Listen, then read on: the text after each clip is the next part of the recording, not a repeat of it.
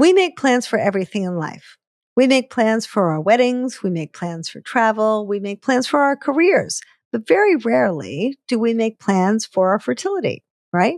But this is really important. This is our future family, and we actually have more control than we think. So today I'm going to introduce you to Dr. Jaime Knopman. She's a reproductive endocrinologist and an author, and she will share with us all of the things that you need to know to take control of your fertility and build the family of your dreams. From our Building Your Family community, this is the Building Your Family podcast. I'm your host, Lisa Schumann, author, researcher, and reproductive medicine therapist.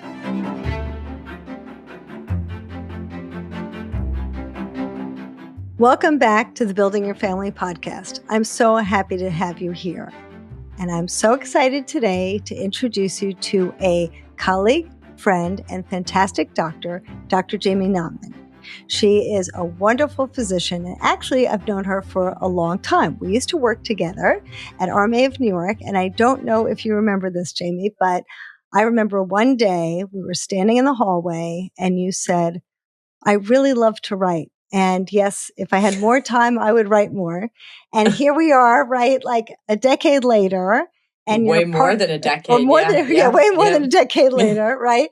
And, here you are, a partner at your own fertility clinic and an author, which is so fantastic. And I want everyone here to get this book.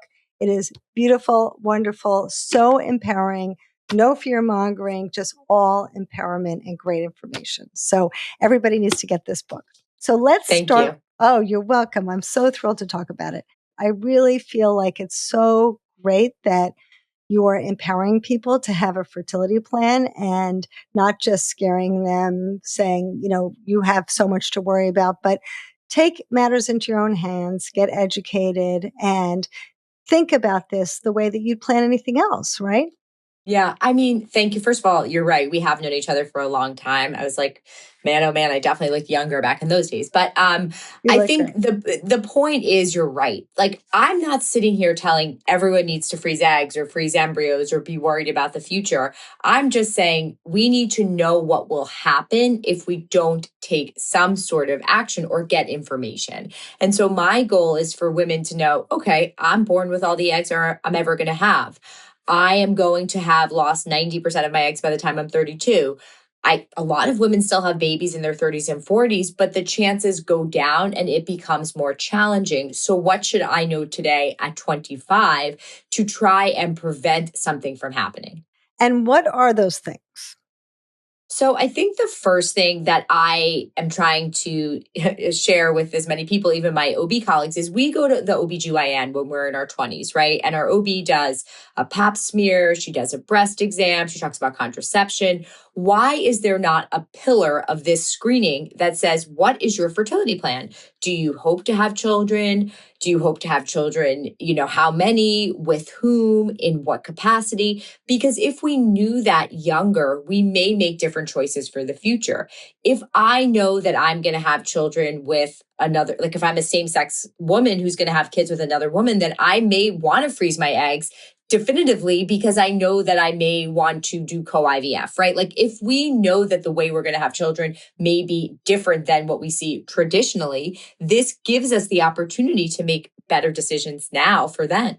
Absolutely. And I want to ask you about that. Not that you can get into everyone's head, but I don't get it. It's so confusing to me because I had the same problem myself. I was a DES daughter and no one said to me, you could have problems going forward with your fertility. And I couldn't use my uterus. And so I would need to adopt or use a surrogate. But nobody told me that when I was young. Everybody said, no problem. Gynecologist said, no problem. You'll get pregnant when you want. Don't worry about it. And I hear that so often. I think back in the day, when we knew each other all the way back those years, I think there used to be gynecologists didn't bring it up because it was almost shameful. Like, oh, you're 36 and you're single. Like, did you fail in not finding a partner?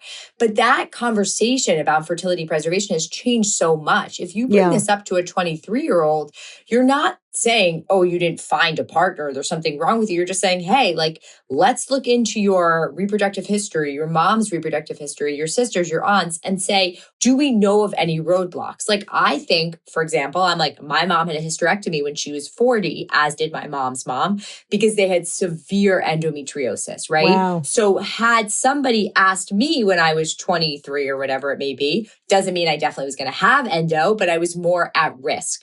And I was going to med school. So I would have been a perfect candidate if egg freezing was around then to freeze my eggs, right? Because I know that my reproductive journey would be potentially complicated and down the road. So I think because we're freezing eggs of younger and younger women, it has become more of an empowerment conversation rather than a what happened. And therefore, I think OBGYNs will start to talk about it more in their screening visits. Yes, I remember when we were working at RMA, it was the beginning of egg freezing, and the average age was, late 30s, even 40s, right? 40s, yeah. Yeah. I think that's why it got such a bad rap too, right? Like I think back of the women whose eggs we froze back then, they were 42, 43, 44. We should have never been surprised when the results were disappointing because the egg quality was already so subpar. So that gave a lot of people the opportunity to say, egg freezing's horrible. Why are you doing it? The eggs don't work. They didn't work not because the technology wasn't good, but because the eggs we were freezing were already past their prime. Now, and I think this is really, I have teenage daughters, so I hate to credit social media with much, but I do think social media has been a big part of pushing egg freezing to the forefront for younger women because it's more, we see it now more and it's demystified it. And so more and more women are doing it when they should. And that combined with more coverage from employers has really been a game changer.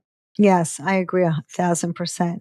So back then, I don't know if you remember, but I published some research on egg freezers because I felt like there was this scrambling to figure out how many Mhm. cycles do I freeze, right? And I thought, well, maybe if people wanted to only have genetically related children, if donor eggs are completely off the table or adoption's off the table, non-genetic parenthood is not an option, then of course those people really need to think about it more seriously. But from a medical point of view, I mean, that was an emotional point of view. From a medical point of view, how can we think about egg freezing? How can we think about it in terms of, I've got to think about the cost because maybe my employer's not going to cover it. Maybe they will. I often feel like I'm so young. Why should I bother? I don't have a partner yet. Maybe I'll want kids. Maybe I won't. There's so many variables there. How do you guide your patients to really Yeah. understand how to make that decision?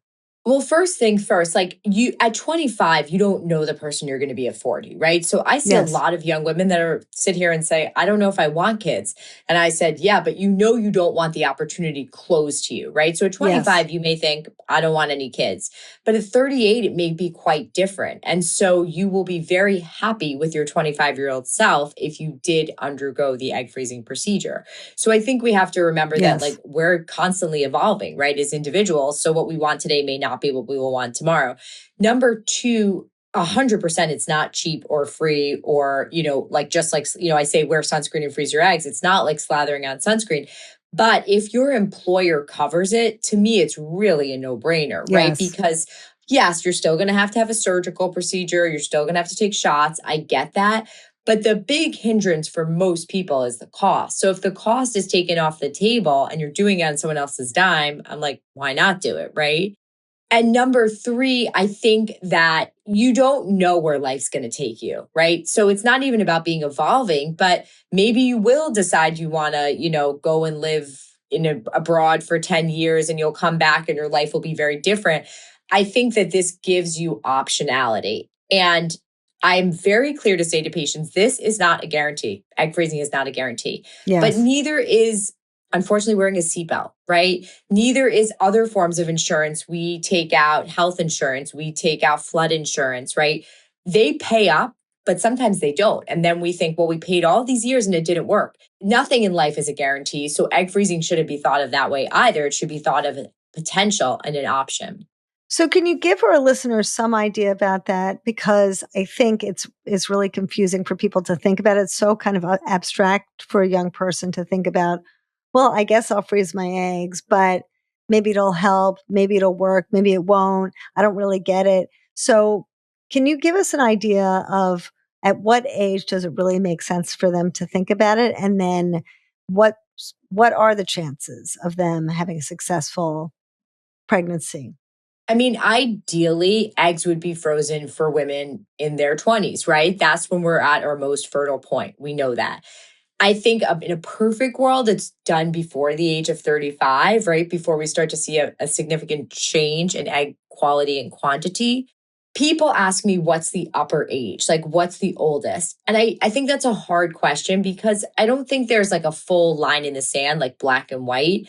I personally don't like women to freeze their eggs above the age of 42 because there's hardly any data that it works. Mm, However, if I'm sitting with a woman who's 43 and she says to me, I'm never having kids on my own. And I really, if I do have kids, I really don't want to have an egg donor and I want to give myself every opportunity. I'm like, okay, you can freeze your eggs. I don't think the success is greater than 10%, but it's better than zero, right? So it's sort of like a conversation you have to feel out and decide which is the best way to go. I see. So the people really just need to take their own individual case and talk to their doctor about it. Yeah, I mean, and I think like, we've never spoken about this. It's unfortunate because fertility is a business, right? And there are a lot of bad actors in our field, Yes. and you'll probably see it. I see second opinions, and sometimes my jaw drops. I'm like, what was this person doing, right? Yeah, But that's really on us. I think that's the part of fertility medicine that where the doctor has to step in and say, like, I can't freeze eggs of somebody who's 46 because there's never, ever, ever been a case of success. It doesn't mean you won't be the first, but I'm not certain I'm comfortable because to me, the risk outweighs the benefit. And as a doctor, the risk benefit ratio is not supposed to go in the risk greater than the benefit. It should be the benefit greater than the risk. so then let's say someone's in their 30s and they're thinking, well, maybe I should then instead freeze embryos and screen them. Maybe I should not do that and freeze eggs too. What would you say to someone in their later or mid 30s? I think if you have a partner with whom you plan to have children, then I do think embryos are a better idea because they're going to give you data about the health of the eggs in that year, right? So if I just hung up with a couple, she's 36 and she has a partner and they want to start trying in like next year when she's 37. So for them, embryos is the right decision, right? Because they're having children together and then she'll know about the health of the eggs that we extract immediately. So if they're not good, she can do it again. But if you're sitting across from me and you're 28 and you have a boyfriend that you hope is going to become your husband, I think you freeze eggs, right? Because you're not certain that that is going to go that way. And this gives you optionality. And that's really what fertility preservation should be. It should be optionality. Well, that makes perfect sense. So let's say somebody is coming to you and they say, okay, I'm not sure what I want to do. I'm not sure if I'm going to get married or not. What about my eggs? Are they healthy? Because I think a lot of people who are listening to this may not have a sense that there's no way to really know, right? How healthy the eggs are just alone. So that's the negative or the downside of egg freezing. And if I had a crystal ball or a wand, I would say, I wish we could tell egg quality at the time the egg is extracted, but we don't. So we use statistics and age related information to give patients a better idea about their path forward, right? So if a 28-year-old freezes 16 eggs, she should definitely have at least 2 to 3 good embryos in there, right? Now, nothing is guaranteed. She could have poor egg quality that we don't uncover until she thaws those eggs. But the reality is her chances of getting good embryos from those 16 eggs is quite high. And so we have to use that to counsel patients. But if I have a 28-year-old who freezes 16 eggs and she says to me, I definitely want 3 kids and my company is going to cover another cycle. I'm going to say to her, do another cycle, right? You have the Mhm. coverage. You know you want a larger family and you don't have a partner right now with whom to have children with. So why not? But if that 28-year-old says, I only want one child, I'm getting married in, a year and I don't have coverage, I'm going to probably say, okay, 16 is great. Just come back to me when you start to try sooner rather than later. That makes perfect sense. Building your family does not always follow a straight line. And for many people, that includes using donor sperm. So finding the right bank is essential.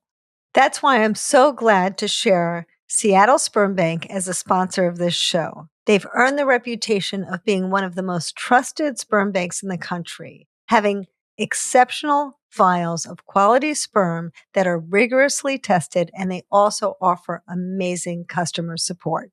And as I've said before on the show, rigorous screening, particularly psychological screening, which they do so well, is so vitally important.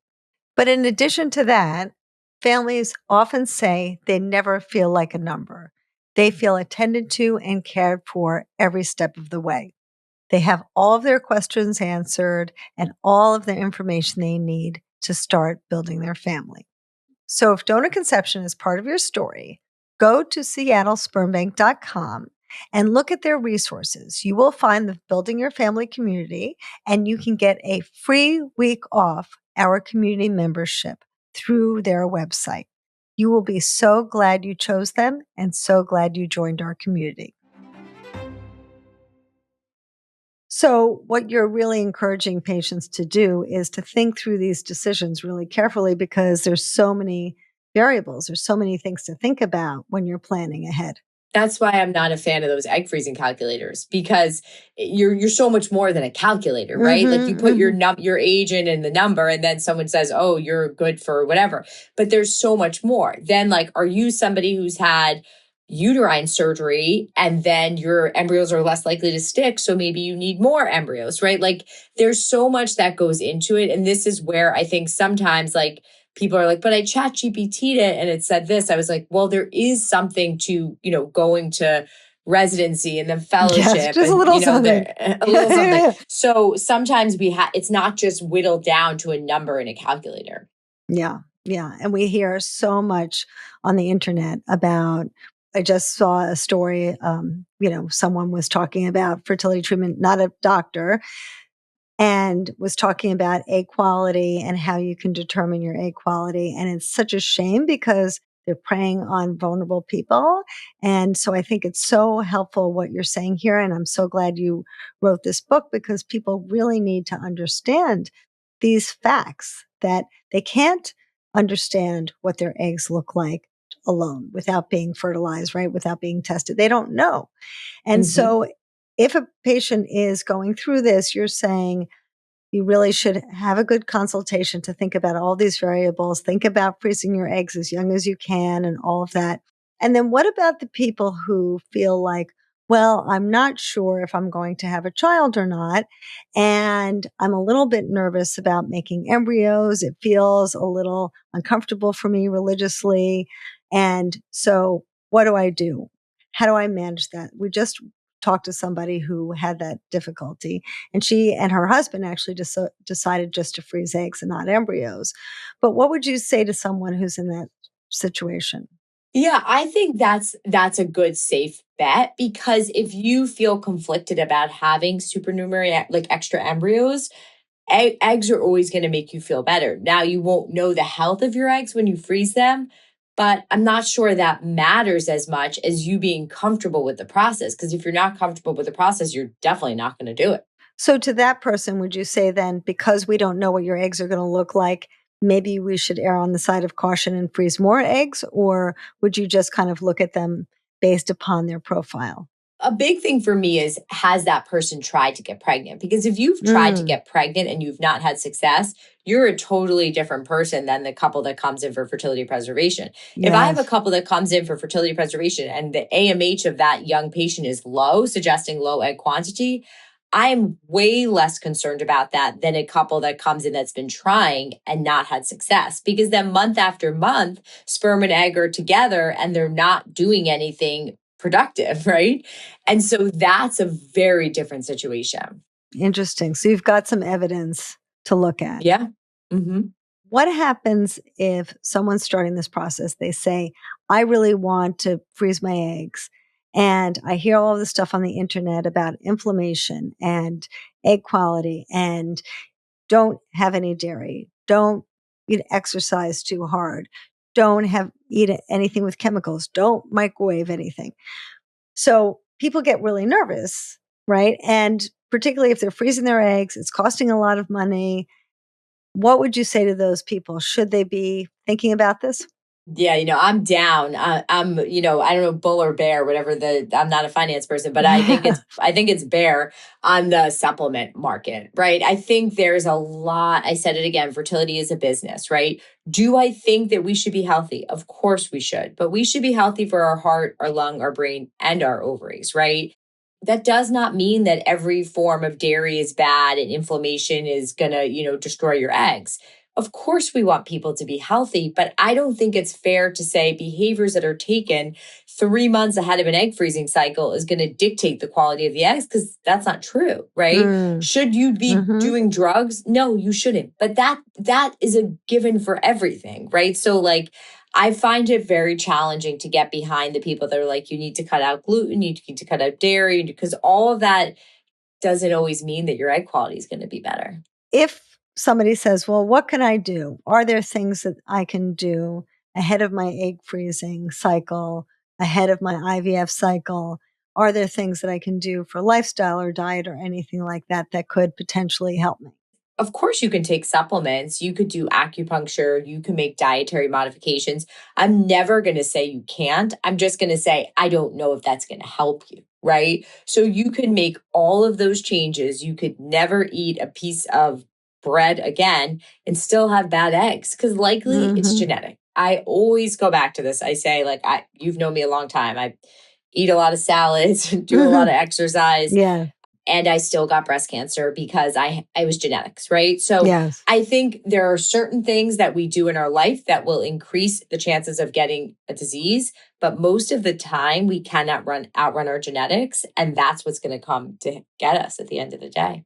And so we really have to kind of accept that whatever it's going to be, it may be anyway. And we just have to try to do our best to work with it. Right. Because it's like, I mean, this goes more to your world, but like control, right? We want to control an uncontrollable because it's Yes. so unsettling to have somebody say to us, your egg quality is poor and you may need an egg donor. I mean, I do this all the time. Like, I think my kid's Mm. going to be cut for some sort of athletic team. And I'm like, I feel out of control. And I'm like, I will schedule 15 more private Yes. lessons, because I can Right. control it. But Yeah. like, actually, I really probably can't control any of No. it. But it makes me feel better because I'm so uneasy with the feeling of being out of control. I also compare all of this. Like, I have had a lot of knee damage, whatever. And I have tried every single thing out there in the world. And my friend who's my knee surgeon is like, sure, you can try it, right? He's right. It's never gotten better. It's going to get better with a knee replacement. But the point is, feeling out of control is a horrible emotion. And so we want to do what we can to mitigate that. And I think that's where the supplements and the alternative stuff comes in. But if that puts you in a better mental place, go for it. But don't let it get you to a mental place where you then don't see your friends because they may be going to, a pasta restaurant and you don't eat pasta, and you don't have a glass of rosé because rosé is alcohol, and you don't like to go out past 9 o'clock because you're supposed to be in bed. Like, that's going to then ruin your entire life. Then you'll still have infertility. You'll have no friends and you'll be miserable. So that's worse. I'm so glad you're saying that because I think the internet is full of people who didn't go to medical school and are giving out, all of this information that is really unhelpful. So I really appreciate that. That's Yeah. really great. And then what about the other group? So let's say patients are talking about the emotional part.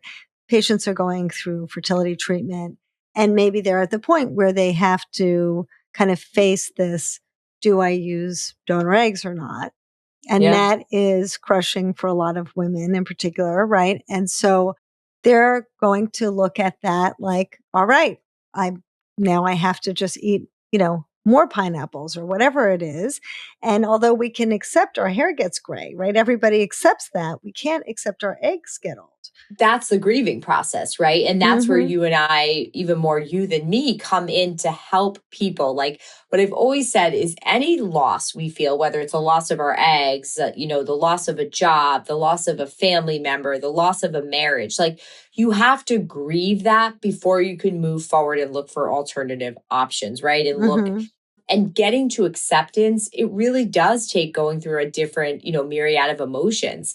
And we, as the people who like walk besides couples and individuals, have to shepherd them through those emotions. Otherwise, they get stuck in anger or bargaining or whatever it is, and they never accept what they need to do, because really what they want is to be a parent, right? So Yes. we have to help them.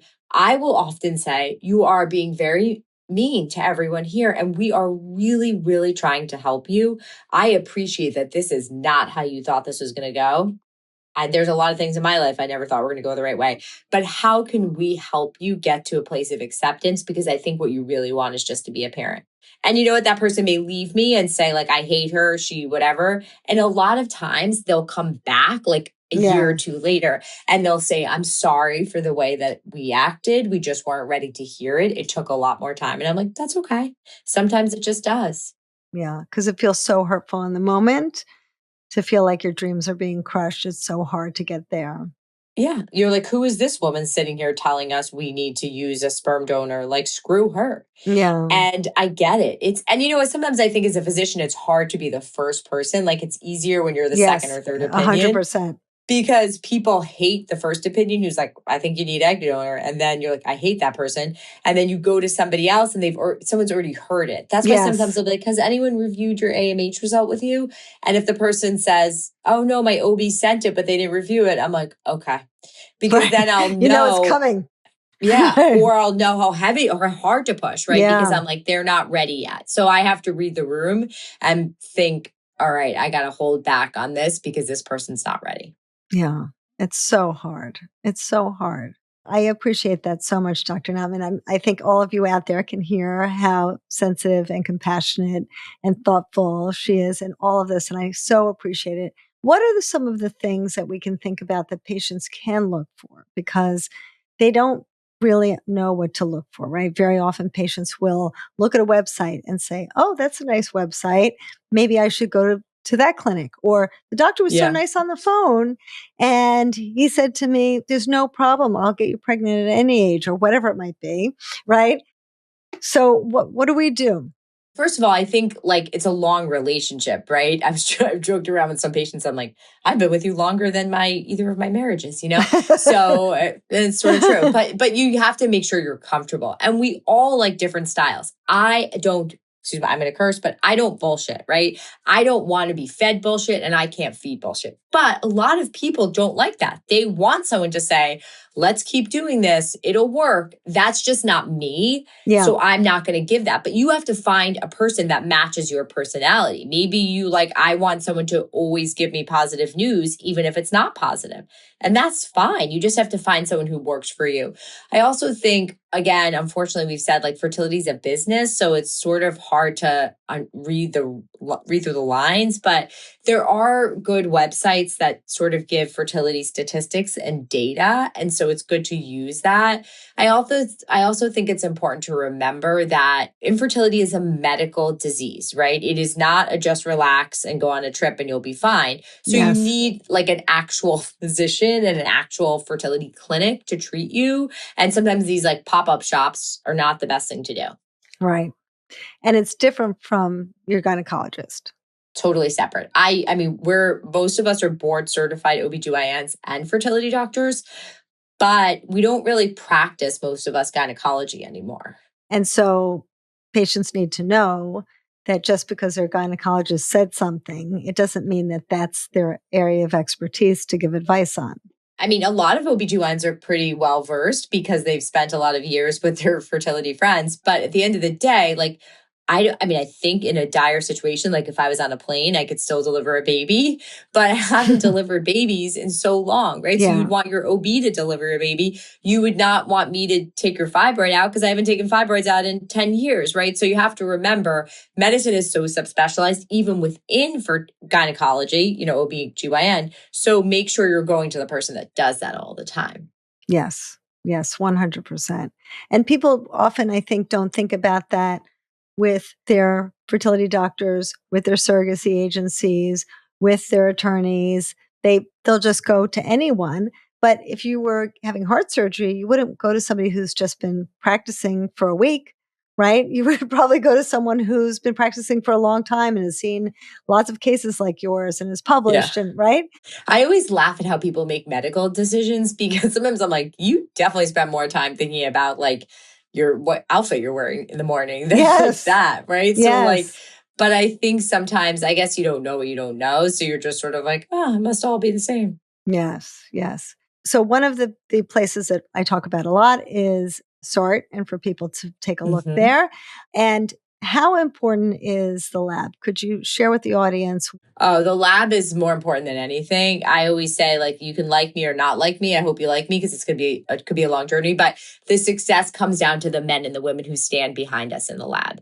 And then I always say medicine is a team sport. Obviously, I'm super into sports and athletics, and so I Mhm. get a little crazy with my sports metaphors. But we are only as good as the people who play alongside of us. Nobody wins a soccer game alone. You can have, Messi on the field, but if everyone else around him is horrible, he's not going to win the game. So you need a team that works together. And it is, for a lot of people, kind of using the sports analogy, it's it's really important to have good people in the lab, right? And it is, Mhm. and they are kind of looked at almost as like picking the best people for a football team, right? You're all the people inside of the clinics know the best embryologists, and they're bidding on them, and they really want good embryologists. They want the True. latest technology, right? And so there's so much that happens there Yeah. that's really important for the clinic. And I think patients don't really appreciate that either. 100%. And what about as we kind of,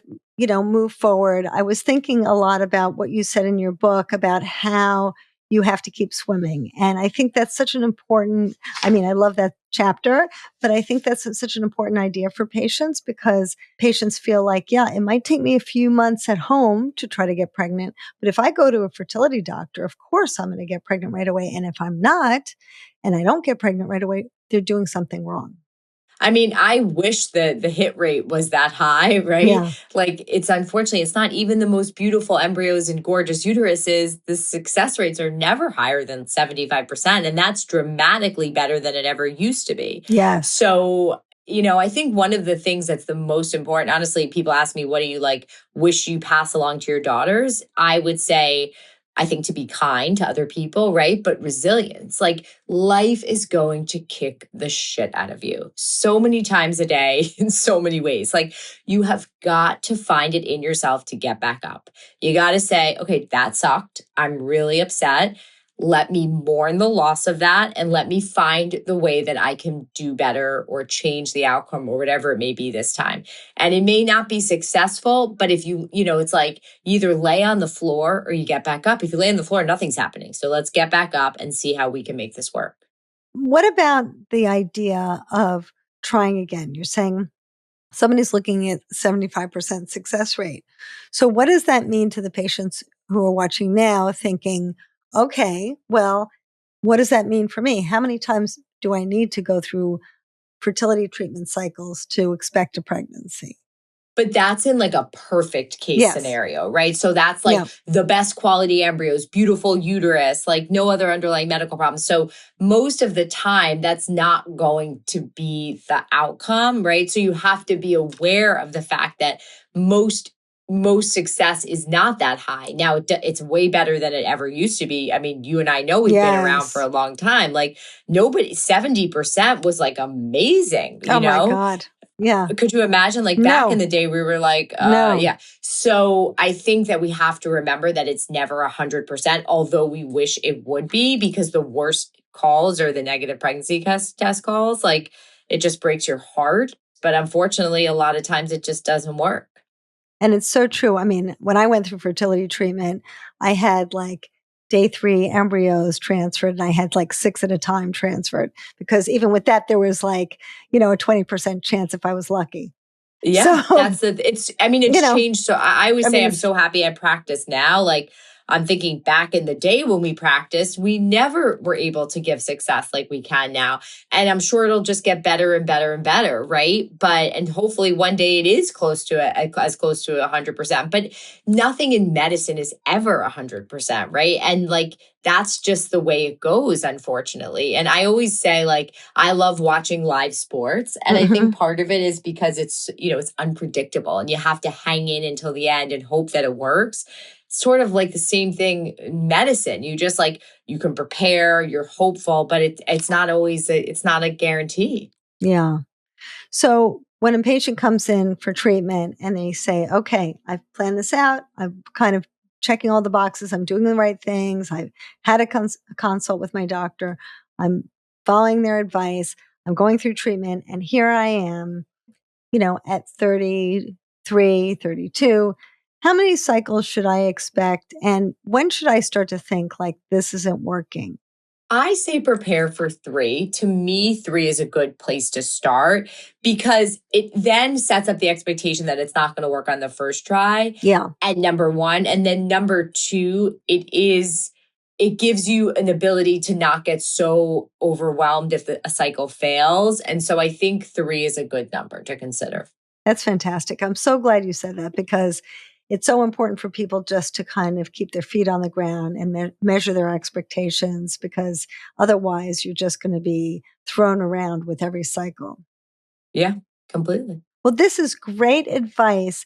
Do you feel like I'm missing anything? No, I think we covered it. Okay. All right. Well, thank you so much for joining us. And I want everybody to get your book. Where can they get it and where can they find you? So it's available for purchase on Amazon and Barnes & Noble. Mm-hmm. My day job, I work at a clinic called CCRM New York. We're located on 53rd and 7th, Midtown Manhattan. And then I also have a social media page, just my name, Dr. Jaime Knopman, Instagram, TikTok, and I have a website. And I spell my name Jaime, which I really wish my parents did not do because it has led to likely thousands of missed emails. But yeah. So what is your website? Dr. Jaime Knopman. Great. Just my name. Yeah. Great. So please, everybody, find Dr. Jaime Knopman. You will love her and see how wonderful she is and get great advice and really, really wonderful support as well, as you can see. So thank you so much for coming. And if you have not subscribed, please press the subscribe button because that's how we keep going, and come back again and again because we will have lots of great information to help you on your path to parenthood. Thank you for joining me today. I hope this was helpful to you. And if you'd like more personalized support, more information, and more education, you can find it in the show notes under the Building Your Family community. We'd love to see you inside. And if you were interested in today's topic, you will really like this video.